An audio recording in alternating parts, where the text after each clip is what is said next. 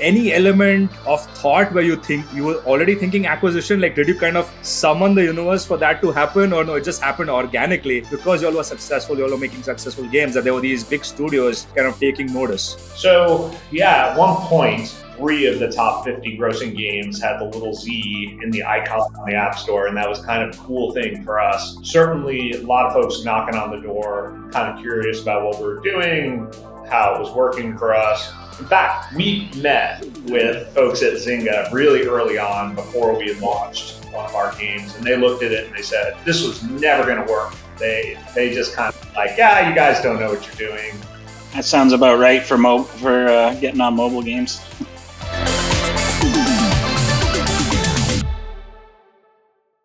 Hello, everyone. Welcome to yet another episode of the Game Makers Lounge. Today, we have with us Lou, who's the CEO of Starform, an exciting game studio in Seattle. Before this, he's been a successful entrepreneur who's had, he's created Z2 and then went on to sell that to King. So we're going to have this episode where we're going to touch base on his history, talk a lot about Starform as well. So welcome, Lou. Why don't you start by introducing yourself? And I'm really excited to, get a conversation going with you.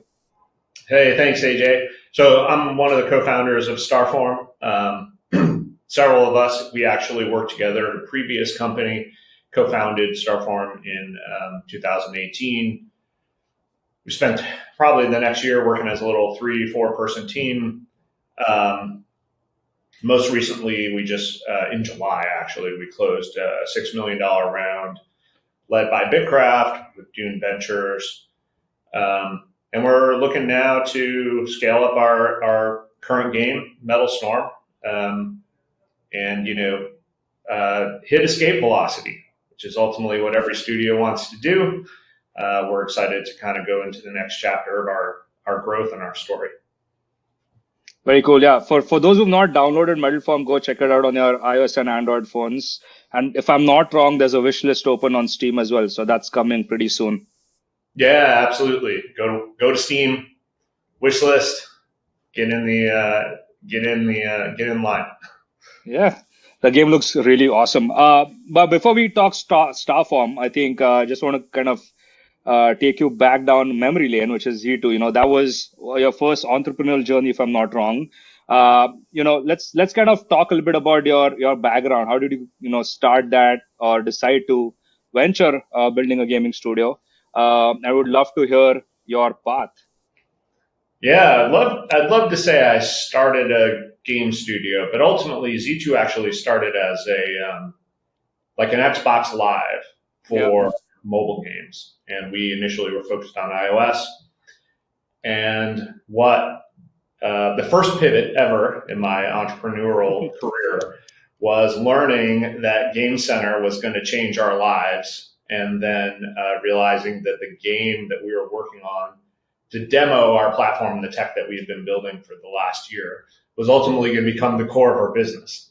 So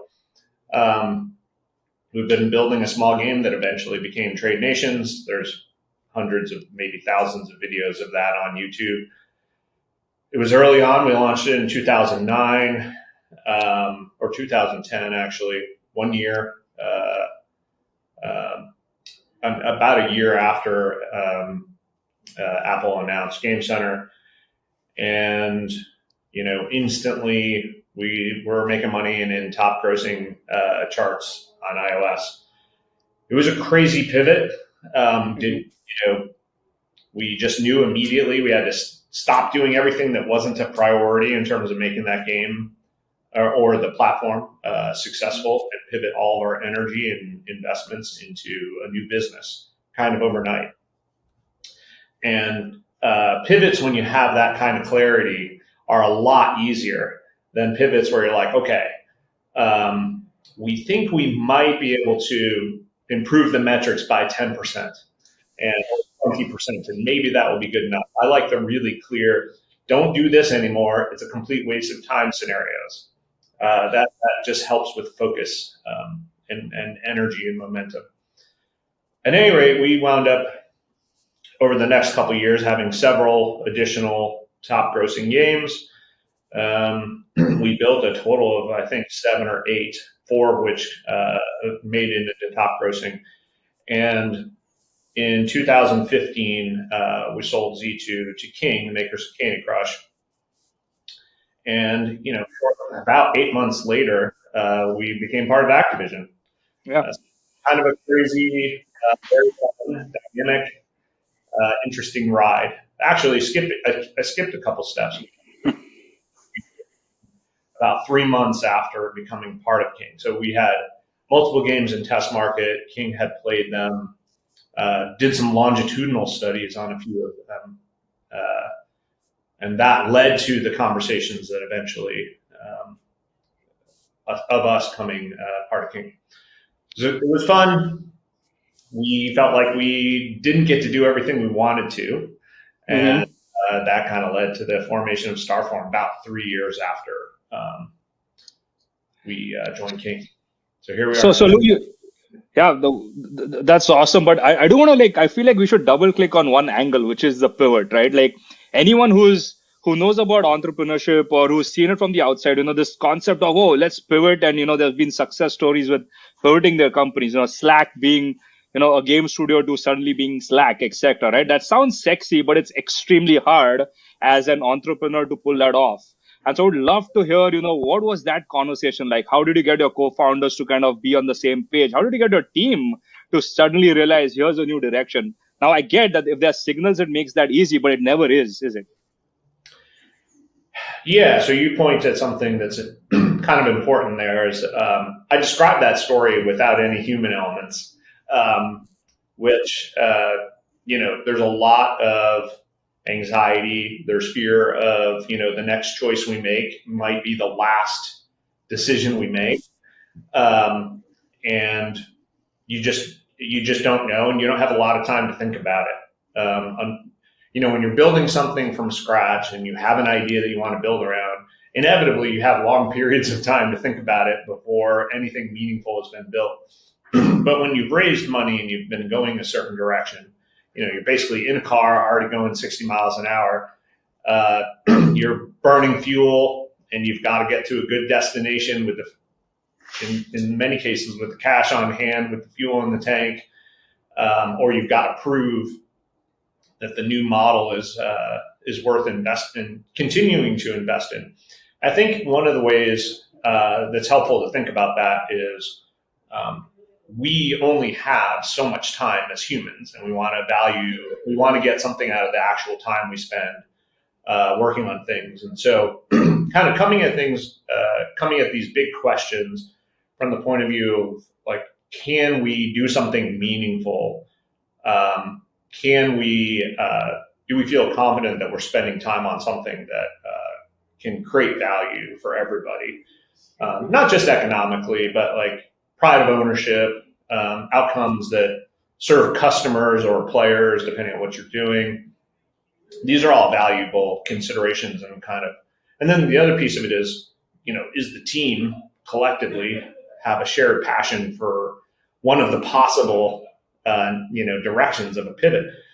Because if you don't have a good shared passion, shared vision, that's going to be very hard to make something work. Yeah, I'd imagine early on, especially that is core. You need everyone to be on board. Yeah, you can't lose time debating, going in multiple directions, right? Yeah, and you're still running the risk that the new direction isn't going to work, and it might take a while to get there. Yeah, so in our case, I would say we got lucky in the sense that we had a game we were building. There was a shared view, at least, that the demo is going to be compelling for players. And the thing that I had been thinking about ahead of time, which I never really talked about, was there's always a chance this game becomes our business. And so I've been thinking about it in terms of must be, broadly appealing, very accessible from a theme and setting point of view, and ultimately wanted to make sure there were some easy hooks for different ways to monetize the game if it came to that. And so suddenly we found out a lot of that which was relatively small investment up front, became very relevant to what we were doing. So, that even goes back to just thinking ahead about if this thesis isn't right, what is an alternative thesis? You can prep for pivots before you encounter them, right? So I would just encourage entrepreneurs to have a plan B and C and just write that down before you get to the point where you need it. Yeah. And how's the relationship with your co-founders? Were you all like on the same page all the time? Because that relationship is also extremely critical for such big moments.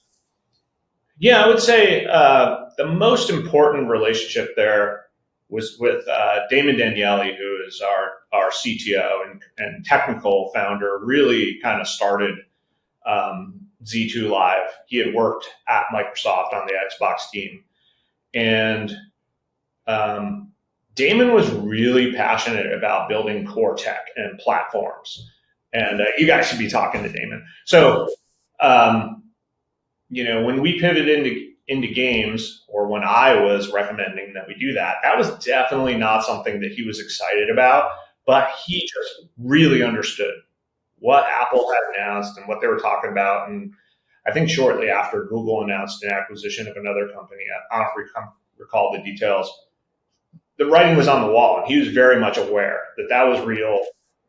No amount of passion was going to overcome those things, that the platform holders were going to control, all the featuring and marketing. And so ultimately they were going to influence technology decisions that companies made, right?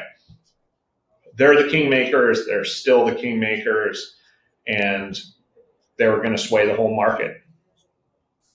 So anyway, he just made very practical decisions, even if it wasn't his dream outcome. And I think that made it easy. Absolutely. And then let's talk about, all right, so y'all pivoted. Amazing. It's in games now. Y'all have top grossing games there. Was there any element of thought where you think you were already thinking acquisition? Like, did you kind of summon the universe for that to happen, or no, it just happened organically because y'all were successful, y'all were making successful games, that there were these big studios kind of taking notice? So yeah, at one point, 3 of the top 50 grossing games had the little Z in the icon on the App Store, and that was kind of a cool thing for us. Certainly, a lot of folks knocking on the door, kind of curious about what we were doing, how it was working for us. In fact, we met with folks at Zynga really early on before we had launched one of our games, and they looked at it and they said, "This was never going to work." They just kind of like, yeah, you guys don't know what you're doing. That sounds about right for getting on mobile games. Well, they were already in mobile, and we had Trade Nations out, and we showed them an action game that really actually became Metal Storm, the very original Metal Storm. And they were like, this is never going to work. And, 6 months later, it spent the next year in the top 25 grossing. And it was really interesting because at the time, so many firsts were happening, and it was very easy to get into this place of thinking like, oh, this isn't going to happen on mobile. Mobile can't do this or whatever it may be.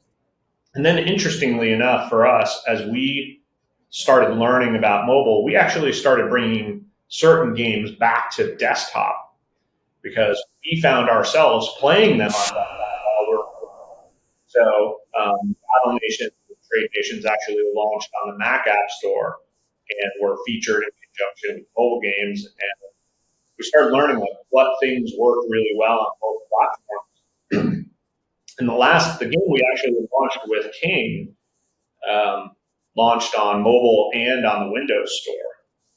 So players were playing cross-platform. We're big believers in cross-platform play. And designing experiences where that connective tissue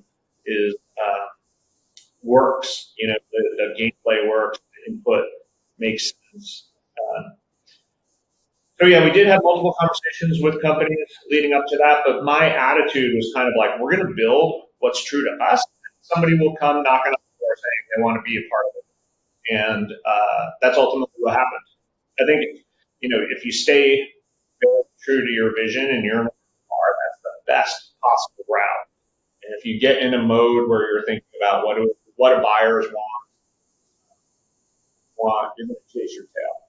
No, that's absolutely spot on. I think like just staying true to your craft and doing, and you were building games, and as long as your users were loving them, you stay on that path, and amazing things happen on the side.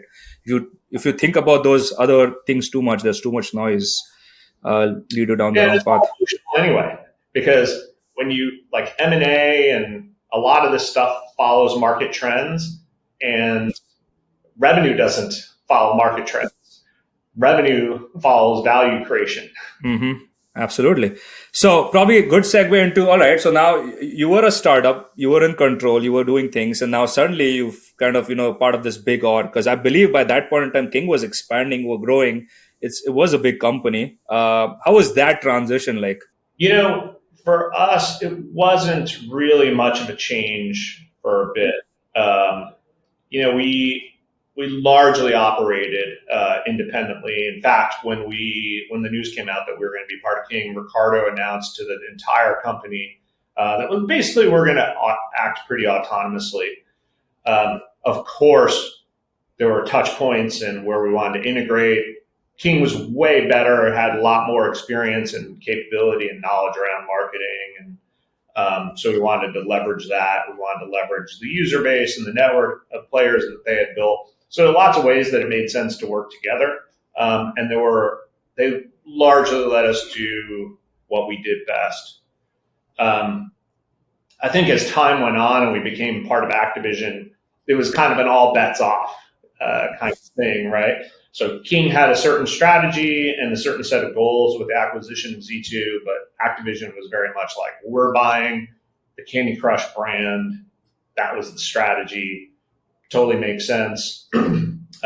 Just a different role in the ecosystem at that point. Yeah. And then let's start talking about Starform. So you spent a few years there, and I guess your dream wasn't fulfilled. You just wanted to get back into game making. There's more to do. Yeah, always. We started Starform to build online connected experiences that bring players together, enduring experiences, and we'll ask ourselves, can this be relevant in 10 years?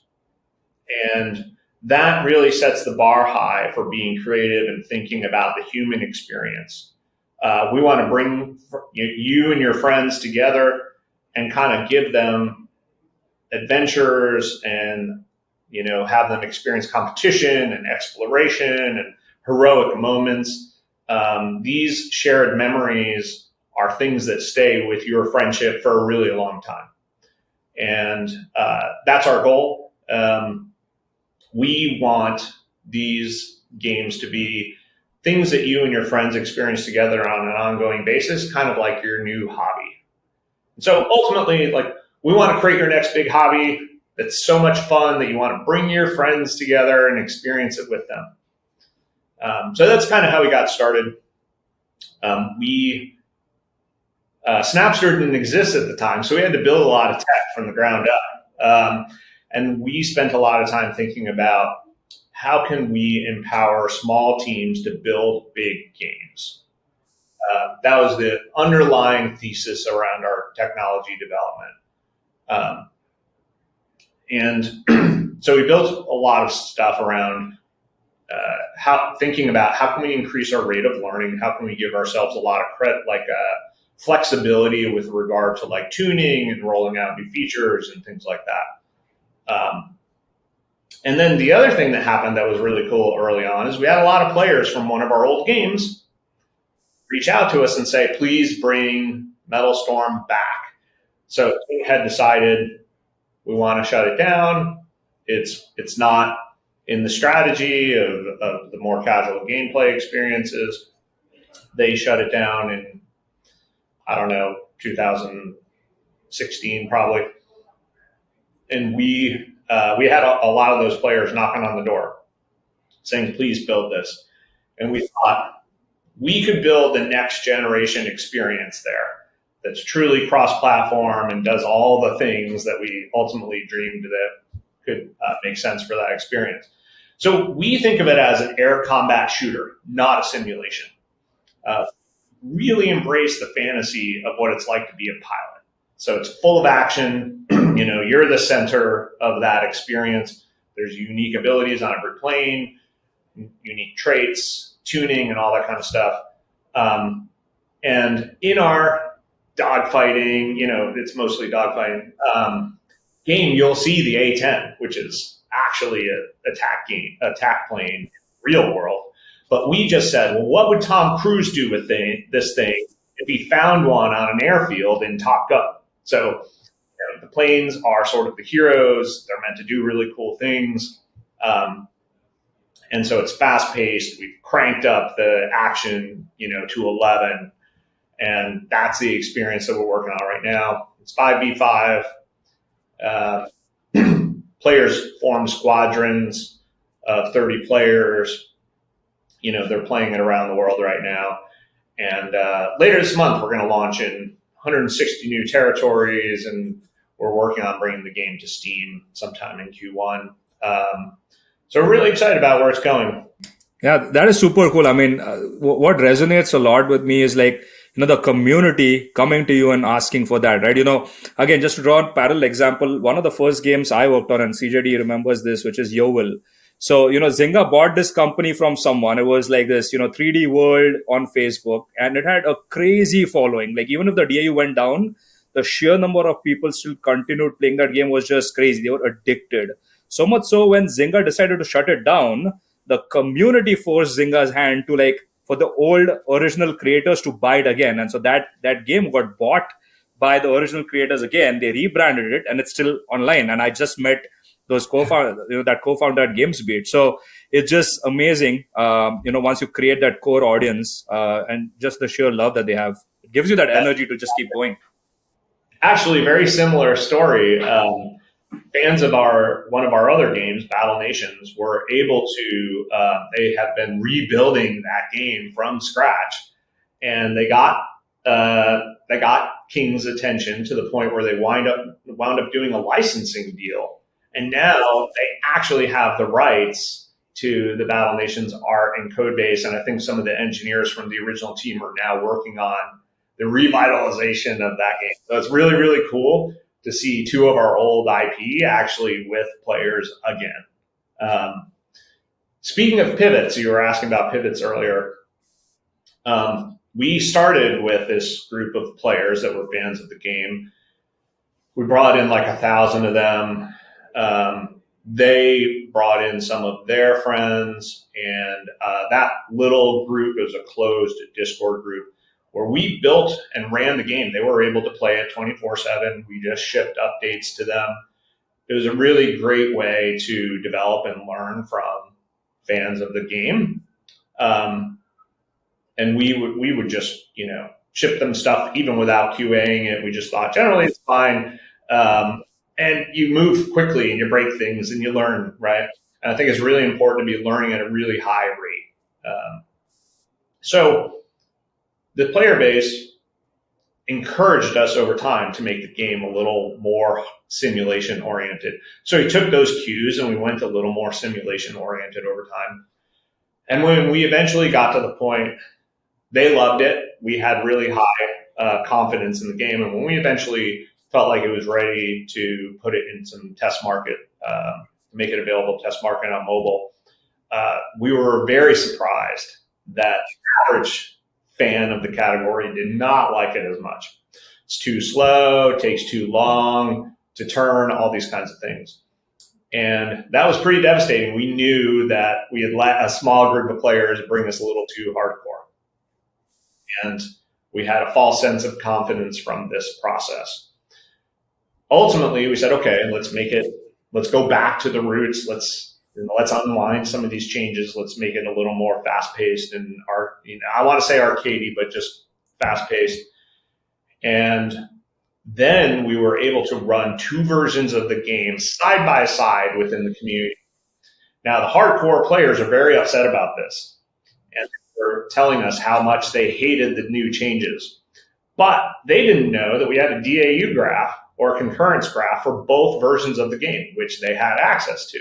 And they were all playing the new version, but they were complaining about it at the same time. So it was this really interesting time where we could watch these two games that they were both air combat games, but one of them was much faster paced, more kills in a match, all this kind of stuff.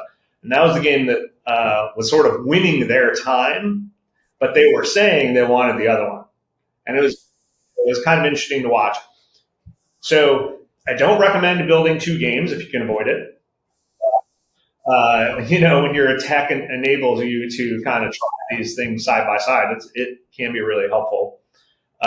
If we had Snapster at the time, we might have been able to conquer these things faster and more effectively. But ultimately, it was a great experience. Taught us a lot about how to interpret player feedback as you're developing, and really the difference between behavior and actual written feedback or verbal feedback or whatever the case may be. And that built our confidence with the new version, and we went back to market. And, our new learnings after that process were that the new game was really working, and that we're just really kind of lucky to be able to go through that second pivot and survive. Remember when we were through that, we had the same exact fear and, anxiety about, can we figure this out? We've spent a bunch of money. Can we get back on track and still deliver with the remaining funds in the bank? And, obviously I'm still here. So we were able to get through that. But at that time I thought, I don't know. Some of the team members that are with us today have not been through a pivot like this. And one of my goals personally was keep the team intact while we navigated this extremely high stress, kind of scary pivot in the product.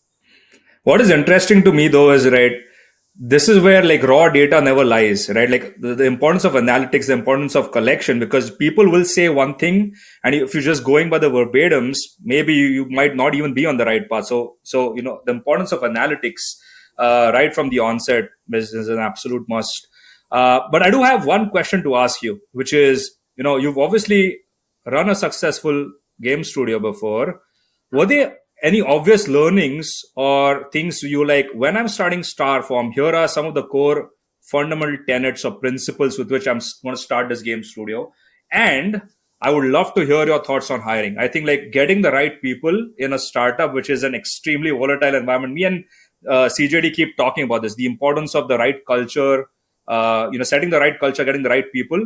How do you think about these two things with your present game studio? Yeah. So I think from a game's point of view, understanding what your North Star is, the kinds of things you want to build and the things that you won't build, that's important. I think in games in particular, not assuming that your game is going to be successful and then focus on all the other things. That's also, I feel like a lot of studios start building a game and they're also building a lot of marketing and, making big tech investments ahead of gameplay even working. And I think a lot of, starting up and raising a bunch of money and saying, okay, the game's going to be fun, so let's do all the other things as well, is definitely setting yourself up for an irrecoverable failure. And I feel like we have seen a lot of that across the industry.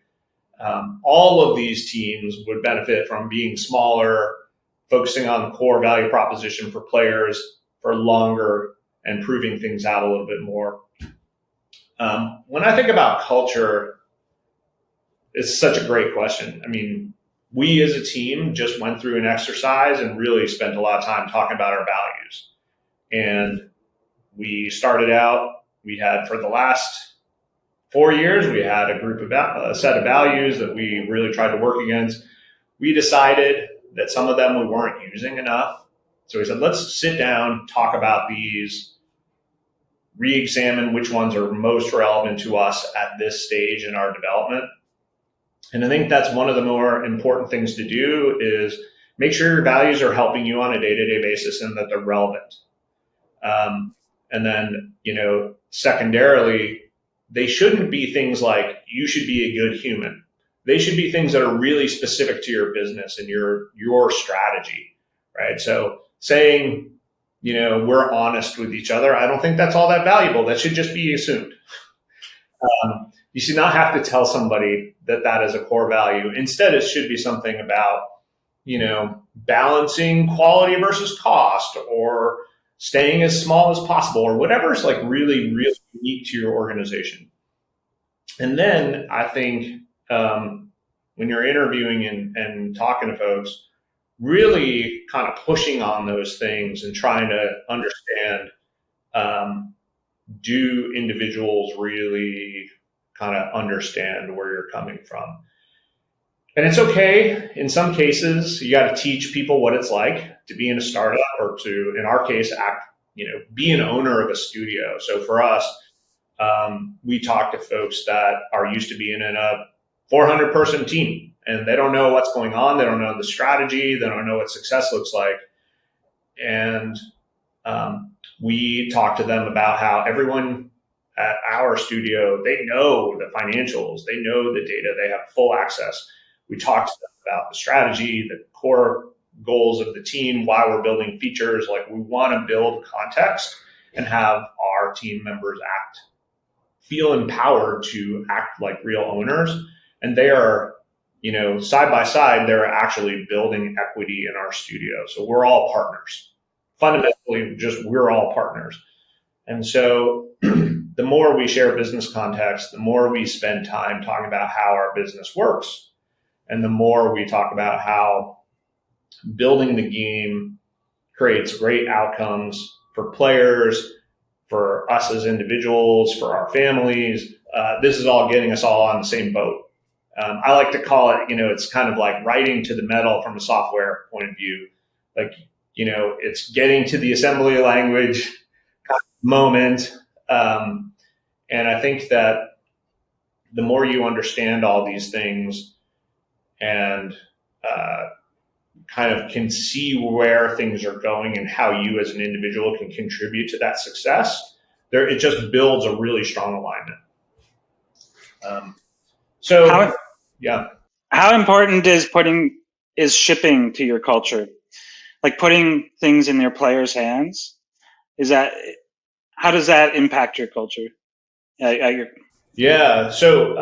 shipping is all about, improving or building upon the player experience.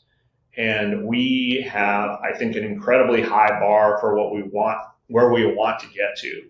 And so every time we ship, we are collectively accomplishing something that is like one step closer to the mission being accomplished, kind of thing.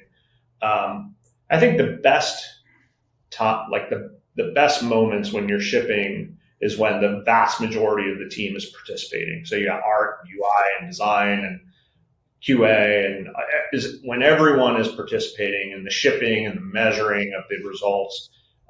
It just gets you all in this moment of the opportunity to celebrate that victory or learn from it. Yeah. Sure. But some finality. It's good for everyone. Yeah. Yep. And Lou, how do you think about, there's another angle which is right, and this was definitely true in the early days of Zynga. At that point in time, I was just an engineer out of school. This is early 2010, and these studios used to have a great mixture of young energy, people who don't know stuff but they want to learn. But we had seasoned people like CJD and some of the other people we know who were in the business. Do you still think that's always the right mix? How do you start a gaming studios? Founders need to have some combination of unboundless energy and experience together, and whatever the composition of the team is that gets all of those things I don't know that matters. As you grow, you have to have some folks that are really optimistic and some folks that are a little more skeptical, and that combination makes a good outcome. If everyone has seen it all and seen it all fail, or or just thinks that everything's easy. That, you just need that different perspectives on the team, but definitely need your optimists, because at the end of the day, you're starting with no revenue, and you got to believe. You can't have a fatalistic view that everything fails, and you can't have the opinion that everything's easy. It's got to be somewhere in between, and that's really almost like a cultural. It's like, when you're cooking, you got to have the right collection of ingredients to make something that is amazing. Yeah, that's very interesting that you say it's not even about like the years spent in the industry. You're almost talking about a culture of a good mixture of optimism. Because I mean, in a startup, optimism is the only thing we got, right? There's a higher chance of failure, and that's the only thing that is keeping us alive and kicking. No, we're coming towards, yeah. It's a belief that the odds just literally don't apply to you. Yeah. Yeah, you're almost blind. Yeah, that's the only way to survive. I guess, another thing which has happened is, fundraising is it's difficult. It's not the early days anymore, if I may say so. You've just gone through that. Again, even if, like, I was talking to James Gertzman, he's the one who funded Snapser.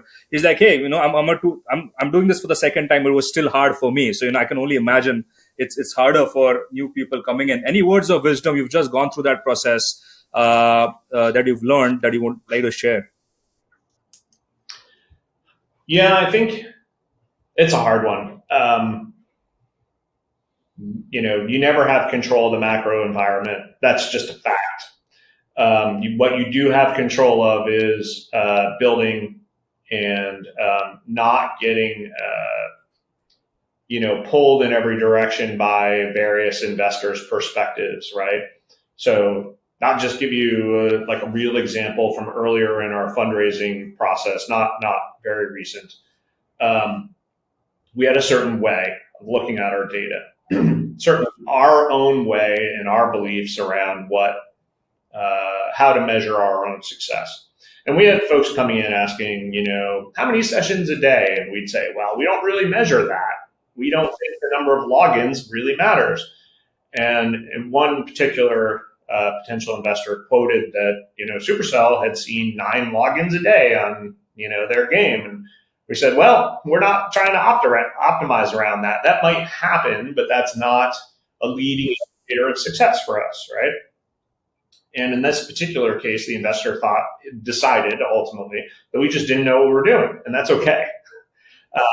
I think, we could have done the thing where we're like, okay, let's go pull that data. Let's see if we can come up with some feature to push that up. But it wasn't in line with how we're ultimately, managing the business and what we think creates value. And so you can't let those things distract you. There's a different version of that for literally every investor on the planet. And so you can spend your entire life plus, maybe an extra lifetime fixing these random things. And you got to be very focused on, like, this is how we're measuring success. If you don't know the answer to that before going in the meeting, you should figure it out. Because then you'll be chasing their definition and you won't have thought about what it really means to you. So these are kind of the things that I would focus on. I think, building relationships with investors and just saying, hey, what are you getting pitched on right now? Yeah, investors will just send you chasing however they measure success, right? I think it's important to keep in mind that only in rare occasions does anyone on the investor side have actual operational experience. They're probably more knowledgeable about the data and maybe the trends and the predicted trends and that kind of thing, but they haven't built games. And they're ultimately looking for team members or, founders they can trust. And that's what you need to show them, that you're consistently looking at the business the way that makes sense to you, the way you've learned, what your instincts are, how you approach solving problems, and ultimately how you're going to navigate the inevitable pivot. I think, these are things that really, really matter. You'd like to believe that they're not going to encourage you to chase the latest fad or whatever, and you need to resist that stuff. I think it's a great note to end on, which is, I mean, the best piece of advice you've given on this podcast is, firstly, know what success means to you as a startup, and then, almost be maniacal about your vision, that you are right and that's your path, and cut out all the noise, because there will always be someone who gets it, and will want to, join you on that ride. Yeah, absolutely. And then you got to also be ready to pivot should that actually be the right thing to do, right? Which is totally contradictory, but just as valuable. No, awesome. It's been a really fun conversation, Lou. We hope to invite you again in maybe next year. But it was awesome talking to you. All the best. We're really looking forward to this game, kind of just killing it and crushing it. It's doing that already. If you see the ratings on iOS. But thanks once again for your time. It's always amazing talking to you. Yeah, thanks. This is fun. All right, take care. Cheers.